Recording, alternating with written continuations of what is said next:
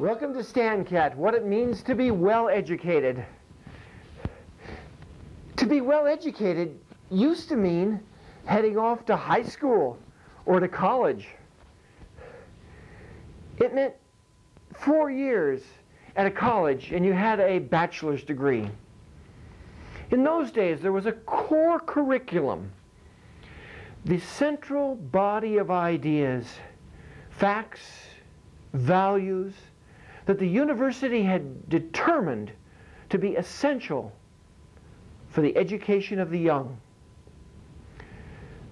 The best that our world could offer, what we call Western civilization, its philosophy, its art, its literature, were presented in our universities to students in course after course after course.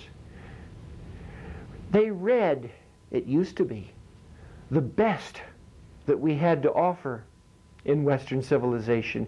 They heard the finest music. They compared the successful with the failed political systems of the world. That's the way it used to be. But today, every one of those defining characteristics of a great university seemed to have been lost. Today, admission to college isn't just your grades or your test scores. Will you be good on the football team? What race are you is a question that is asked of you when you apply to many, many, many universities. Should big muscles or whether you have black skin have anything to do with whether or not you will do well in the classroom at a university? I can't see the connection one way or another. As John Briggs jested, at the People's College, we're installing reading ramps and easy access fountains of knowledge for the intellectually challenged. George Roche points out in his book, The Fall of the Ivory Tower, that the humanities requirement at San Francisco State University can be fulfilled in part by taking a course in interior design. At Lehigh University, marketing students can earn class credit by going on a date. At Stanford University, oh boy, you pay big bucks to get in there. At Stanford University, an upper division course, that's for juniors and seniors now, it's called Black Hair as Culture and History. Aren't we really zeroing in on the essences and the essence of Western civilization? Ask recent college graduates that you bump into, what are the ideas of Western civilization? What are its ideals? What is the great literature that you read in the last 6 years trying to get your 4-year degree?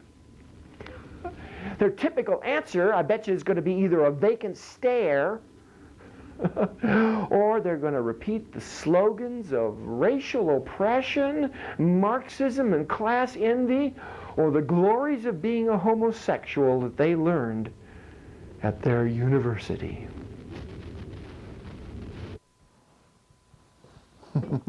The cards and letters keep pouring in. Sacks of mail. And one of the more frequently asked questions is, what do you wear beneath your philosophy toga? Well, today is your lucky day.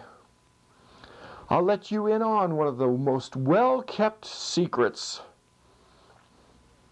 of what lies beneath these philosophical robes.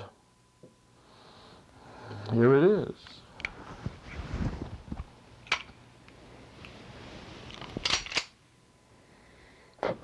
What, you ask?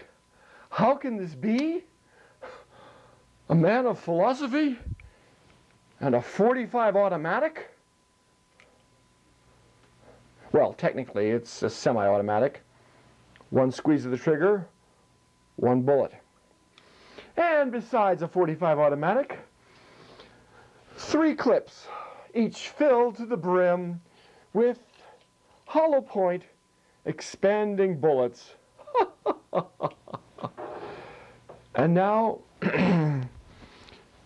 let me explain. It is wrong to initiate force. It's wrong to try and convince somebody of something with a brick or a bottle or by burning a cross on their lawn. No man has the right to make the transition from words to physical force. You speak to me. That's cool. You explain to me why I should voluntarily send my money to fund a spotted owl research, and I'll listen to you. You point a gun at me, and you say you need my money for your projects, your charities, and now you've crossed the line. Your gun demands that I act against what I feel and what I reason to be the best for me. Your gun demands my money for your habit or some pork barrel project that Ted Kennedy has dreamed up to fund the people of Massachusetts. Money I'd rather spend on my kids. No threats of force. No initiation of force. Not by the New York mugger, by the KKK, or by the looting by law government. But I've got a gun. But that gun will never be used to force you to contribute to my projects. My words are all that I will use. I have a gun. And it doesn't take a genius to figure out where this philosopher, when this philosopher will use it.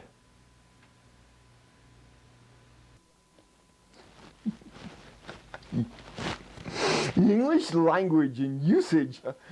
I was using the English language yesterday or the day before or something, and I was reading the newspaper, the Reno Gazette Journal. Ooh. And on the front page here, they were talking about a new addition that they were going to put on the casino, on the Fitzgerald's Casino, a new addition. And I was going to write my sweetie pie and tell her that Fitzgerald's was going to have a new addition. But that's not what the newspaper wrote.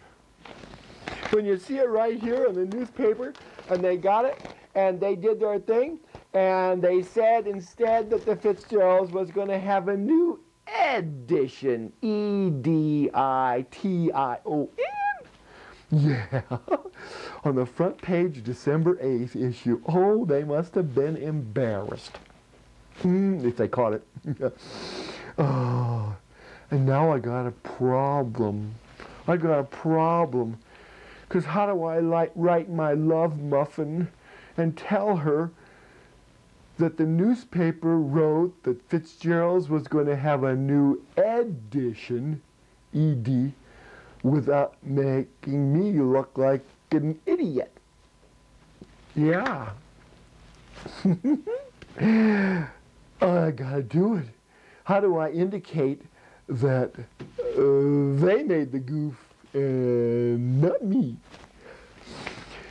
So, well, you use the Latin word sic, S-I-C. It's easy to learn how to spell it because it's just like the word science, S-C-I, except sort of twisted around. See, isn't that an easy way to remember how to spell a word? It's a mnemonic. Yeah. Well, where you're going to use the Latin word sick, you can't just write sick because it's a foreign word. It's Latin ain't English. And so you got to take the word and italicize it. Oh, look at, I'm italicizing it. And slant it over. If you got a laser printer or something like that, you could just sort of tip the machine on its side and it slants the letters. But if you got a typewriter, you got to underline the word. S-I-C, underlined. Or if you're handwriting, you just don't make the handwriting more slanty. You got to underline it. So those are the two ways to get a correct sick written. But that's not enough. There's more. You just can't stick the sick. Oh, I like that. Stick the sick. You can't stick the sick in there because it might look just like part of the quote. And then it was like the newspaper wrote the word sick in there and indicating they knew they were making a mistake, which they didn't when they wrote it. How about sticking in parentheses? So you'd write addition, parentheses, sec. That ain't no good. That's not the right way. Because what if the parentheses were part of the quote? Yeah.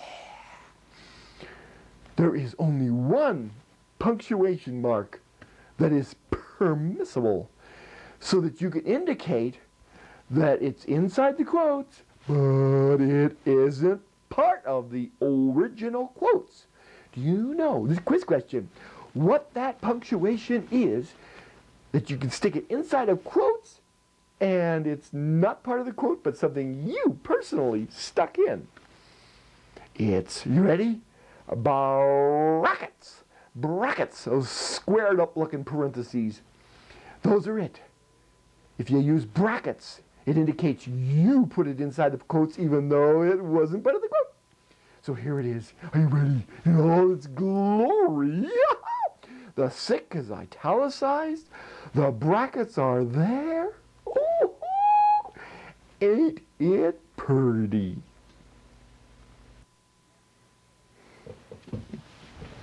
Suppose, just suppose, that for a moment, Fortune magazine, in its April 28th edition of 1986, came out with this amazing story. Suppose that they did a survey of the heads of the top 500 companies in this country. The chief executive officers of the Fortune 500, and in this survey, suppose these top 500 individuals were asked where they learned about the essential nature of the world they live in, where they learned about people, about values, and about ethics. Now let's suppose that 91% of those Fortune 500 top executives gave the same answer. Suppose it was that they got it from going to football games. Well, if that were the case, I might have to rethink things a little bit. Maybe I should go and sit in the bleachers, eat a hot dog, and watch some football games.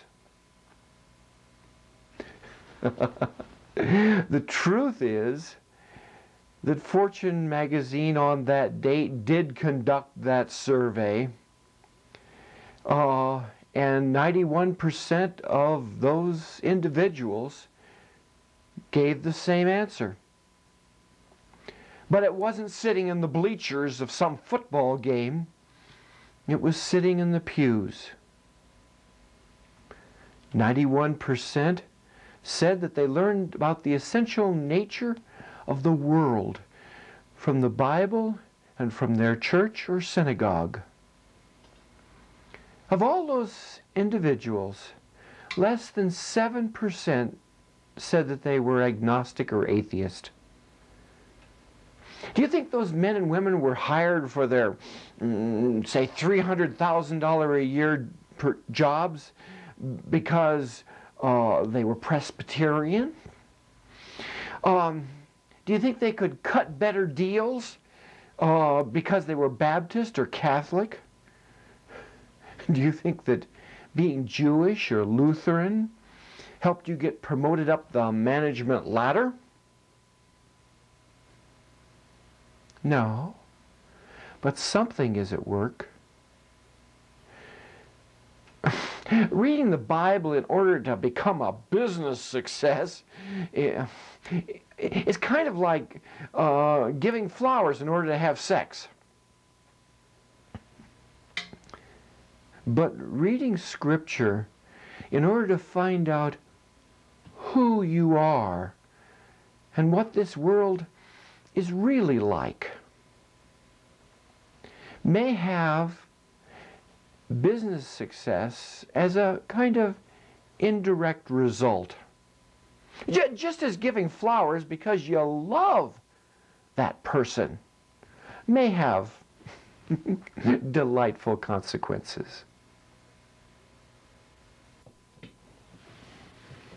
Part of being well educated is to have enough nodding acquaintance with statistics and probability that you're able to detect the common fallacies that come down the pike toward you in the politico-media axis. Take, for example, this real live example. It happened to me. I was sitting at my royal breakfast table eating my royal oatmeal when this article from the local paper caught my royal eye. In fact, I immediately placed both eyes on the paper, scanning the words using my optical character recognition system, and placed an interpreted transcription of the article into my short-term memory for analysis, judgment, and the royal declaration. In other words, we, the royal we, read the article. The title of the article, "The More You Learn, the More You Earn." Sounds great. Far be it from me to discourage anyone from becoming well educated. At the beginning of every Stan Now Considers All Things, at the beginning of that program, there's always a segment in which Stan himself is there to talk about what it means to be well educated. And my first royal thought upon seeing this article, "The More You Learn, the More You Earn," was to give that article to Stan so that he might use it. Let's look at it here. Dateline, Washington. Oh, that makes it important. And it's from the Education branch of the Census Bureau. Oh, sounds pretty official. The report shows, quoting, "The report shows that staying in school pays off. The higher the academic degree, the higher the earnings over the course of a lifetime." End quote. Then it has a table in here with how much a graduate of high school makes and how much a college graduate makes. And the high school graduate over the tour of his whole lifetime makes on the average $821,000, and a college graduate makes almost double that amount. What garbage. Stan would never use this piece of malarkey. He'll see right through it. It's one of the oldest tricks in statistics, a way to lie with statistics. When two things happen together, does that mean that one caused the other? It's called an argument after the fact. And in the big words, it is called concatenation does not imply causation. Concatenation does not imply causation.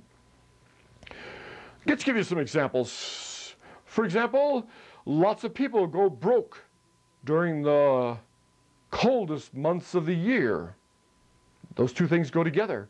Does that mean that coldness causes poverty? Or poverty causes coldness? No. Maybe there's a third factor at play. Christmas shopping. Another example. A disproportionately high number of individuals in our society who like G.I. Joe dolls also tend to cry several times a week. Now you can imagine the newspapers getting a hold of this fact, and it's a fact. And they'd say, owning a G.I. Joe doll causes crying. Same kind of reasoning. Maybe a third factor is at play. Being a 6-year-old tends to cause ownership of G.I. Joe dolls. Being a 6-year-old tends to cause disproportionately high rates of crying. Oh, the newspaper reports the stuff that's there. More college, more money. The truth is, maybe there's a third factor at play. Think about it. Who is successful at college? Who is disproportionately successful? The bright. And who tends to make higher lifetime earnings? You guessed it, the bright. I wish Stan could have used this article for his argument that being well educated, you should go to college, but I guess he can't. The world of art. Our world is surrounded by it. And to be well educated is to be able to look at it with an appraising eye, to see what is good and what is bad in each picture, in each form. We've been looking at some famous, famous painters, yes, but more than famous painters, painters that I enjoy. We've looked at two of them, and we're going to look at the final one today. First was El Greco, here in The Agony in the Garden, intense, elongated, with an emphasis on the transcendental, rather than being a didactic picture. Didactic means a teaching picture. Second was Rubens. Rubens with his joyous spirit, delighting in all of God's creation. His female nudes, they have been said to be composed of milk and blood, a tribute to him and his painterly skills. And now for the third of my beautiful famous artists. But instead of just saying it directly out, let's do a little test. I'm going to offer you pictures from two different artists and let you figure out which is the one I like. So here comes the first of the two alternatives. Do I like Joan Miro, M-I-R-O, here illustrated by Woman, 1934? Do I like that one? Or do I like John Singer Sargent's The Wineham Sisters? Can you guess which one? Let's try a second test. Now, this time, look for classical strength. Look for warmth, because that's what I like. Look for beauty. Ask yourself, which of these two worlds would I like to inhabit? The first, would I like to inhabit the world of Cy Twombly with an untitled oil crayon and graphite, 1959? This thing?